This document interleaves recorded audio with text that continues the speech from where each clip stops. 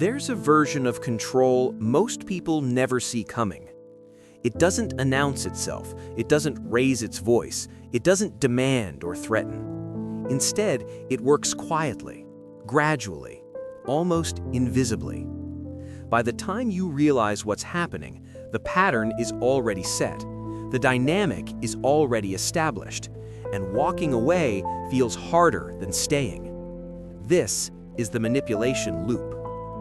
And understanding how it works might be one of the most important things you learn about human behavior. Today, let me tell you about Sarah. Sarah had a colleague named Marcus. They worked on the same team for about 6 months before she started noticing something unusual. Marcus had a way of getting what he wanted, not through aggression or obvious tactics, but through something far more subtle. He would ask small favors, nothing major at first. Could Sarah cover a meeting? Could she review his presentation? Could she grab him a coffee since she was going anyway? Each request felt reasonable, easy to say yes to, and Sarah, like most people, wanted to be helpful. But then something shifted. The favors got bigger, the expectations grew, and when Sarah tried to push back, Marcus would seem hurt, confused, as if her boundary was a personal betrayal. "I thought we were a team," he'd say. And just like that, Sarah would feel guilty. She'd second-guess herself, and she'd say yes again. This is how the manipulation loop begins. Not with force, but with a carefully constructed pattern that makes resistance feel like your fault. The manipulation loop has 3 phases. And once you recognize them, you'll start seeing this pattern everywhere. Phase 1 is called the setup. This is where the manipulator establishes trust, goodwill, and a sense of reciprocity. They do small favors. They're charming, attentive. They make you feel valued. And here's the key. These early gestures are genuine enough to lower your defenses. Psychologists call this the foot in the door technique. Start with something small and agreeable, build rapport, create a sense of obligation. Because once you've said yes to the small things, saying no to the bigger things becomes psychologically harder. It's not manipulation yet, it's groundwork. Phase 2 is the escalation. This is where the requests grow, the expectations expand, the emotional investment deepens. But it happens so gradually that you don't notice the shift. A favor becomes a regular expectation. A boundary you set gets tested, then pushed, then ignored. The dynamic changes from mutual respect to something more one-sided.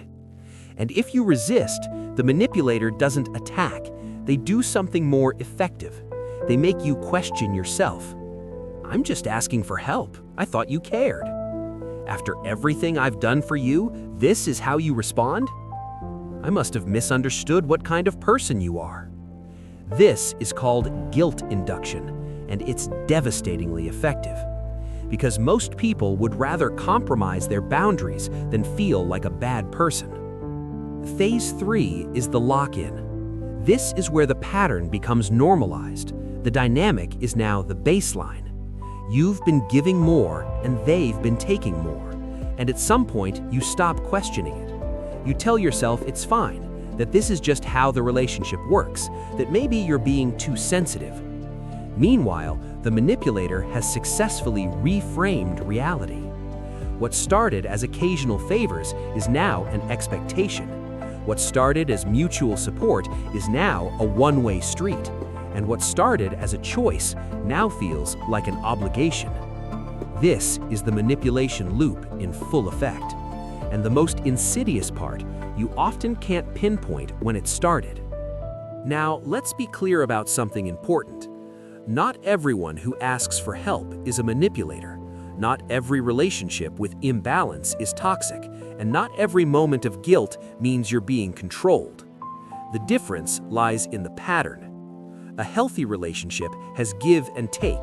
Boundaries are respected, and when you say no, the other person might be disappointed, but they don't weaponize that disappointment to make you feel guilty. Manipulation, on the other hand, operates on a different principle.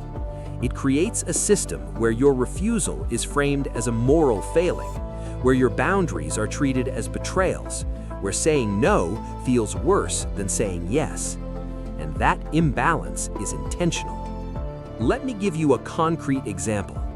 Imagine you have a friend who constantly needs emotional support, late-night calls, long venting sessions, crisis after crisis.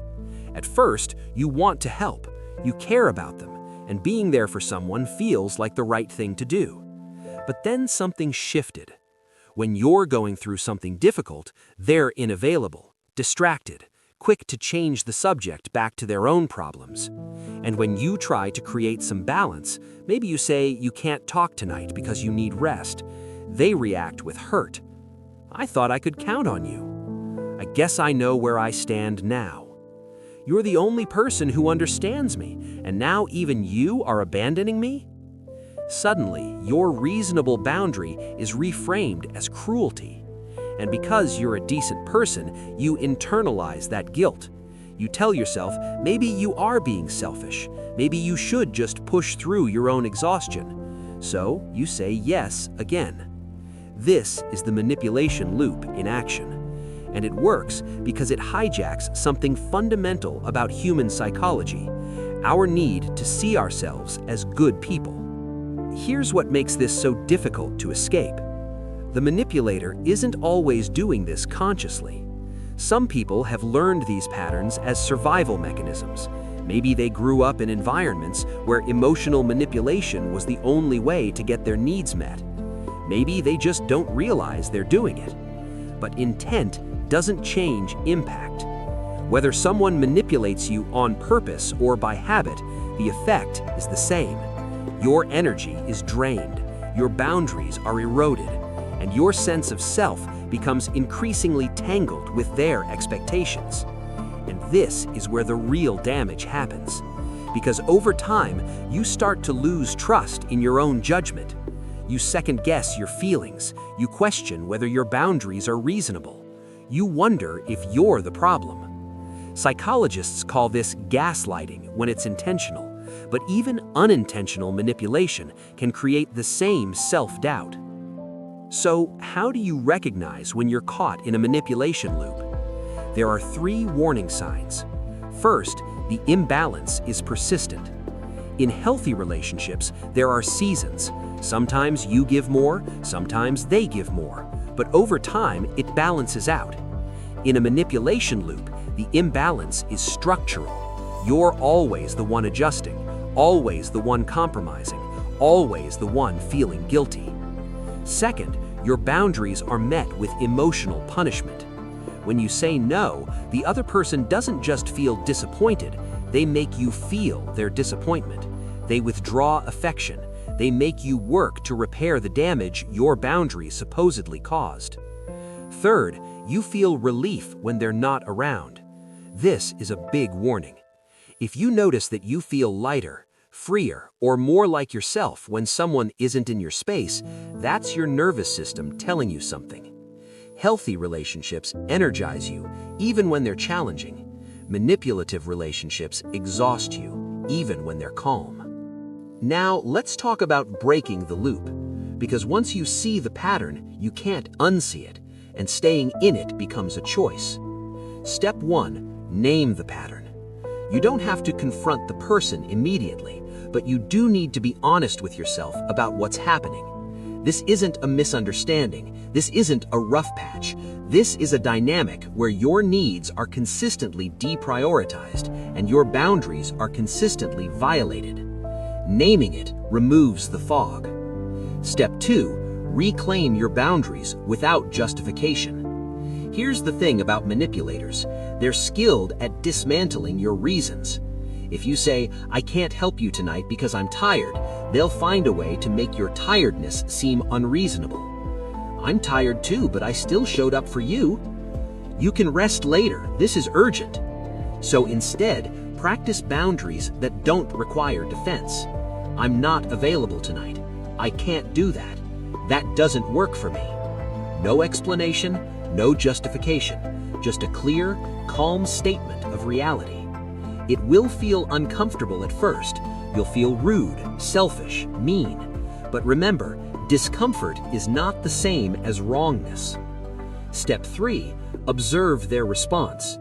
This is the litmus test. When you set a boundary with someone who respects you, they might be disappointed, but they'll adjust. They won't punish you.